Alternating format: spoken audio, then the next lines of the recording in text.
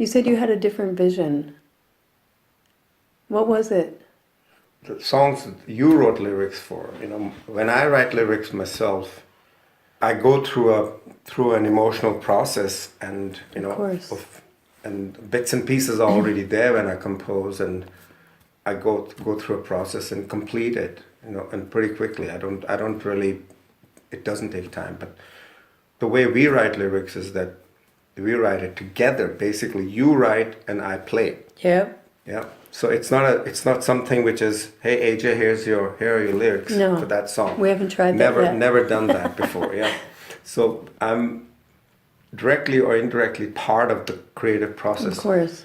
And experience which I had is that, how every time we were totally in sync emotionally about the lyrics. I mean, I remember clearly Ordinary Memory. I was trying to sing that song, after you wrote a couple of lines, and we both were bawling there. Yeah, I know. We were crying. It was really cathartic, that whole thing. Yeah, totally. That's something which is quite interesting, because it was a new experience, because I didn't grow into lyrics like I do with my own songs. Mm-hmm. It comes and I get comfortable. You wrote down the lines. I tried singing them. It was like instant. Fascinating thing for me was that I felt that those lyrics could come from me. It was, I could totally identify with everything you wrote. That was really good. Well, I'm sure that makes it easier for you to sing the songs. Yeah, of course. Apart from them, there's nothing you wrote which I wouldn't write. Yeah. You just write it a little differently. I write different, but the instant pull was there. Yeah. You wrote a couple of lines and I sang them. Yeah.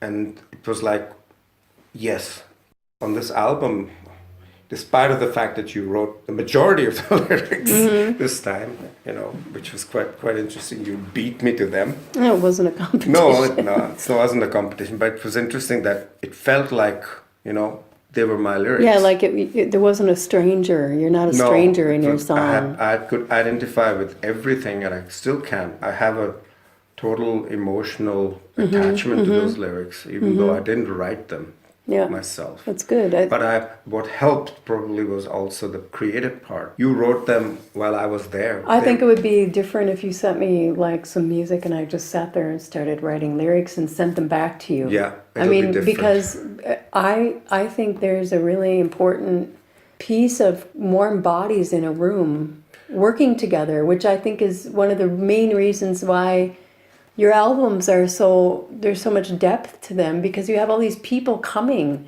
Yeah. They're not sending you tracks, No. There's only one person or two people who did that on this album. Wow. Yeah, two people. But one of them I know very well. Yeah, your soul brother. Yeah. But if you have people coming in the door and you got that whole process of kind of not feeling comfortable at the start and then getting into it and recording something together, it has a completely different energy than if you're just sending a track. Yeah, absolutely. And that's actually the fun part of recording. Which is why writing lyrics the way we do together works, because it's not somebody sitting in front of a computer somewhere and sending something back to you that you have to then... What we also do is we tweak things. It's not... like I said, can you sing this? And you either can or you can't. Most of the time I can. Maybe a word or two is too much, and we insert a new one syllable or something. Yeah. But mostly, instantly, I identify with those lyrics. With every line as it comes. It's also because we know each other really well. Yeah. I think that also plays a role. Yeah, but the process of creating, and that's exactly what you said. If there's somebody in the room, that chemistry starts working. That's important. And that's interesting, because it's the same with my musicians.